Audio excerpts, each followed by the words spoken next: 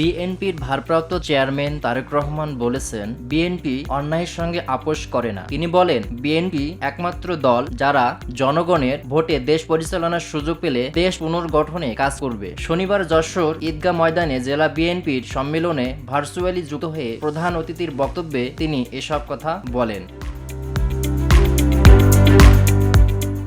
তারেক রহমান বলেন, এখন অনেকেই সংস্কারের কথা বলছেন, কিন্তু বিএনপি একমাত্র দল যারা স্বৈরাচারের রক্তচক্ষু উপেক্ষা করে ২.৫ বছর আগে দেশ পুনর্গঠনের কথা বলেছে এবং ৩১ দফা ঘোষণা করেছে। বিএনপির রাজনীতির মূল লক্ষ্য জনগণ ও দেশ। ভেঙে পড়া রাষ্ট্রকে গঠন করা শুধু বিএনপির পক্ষেই সম্ভব।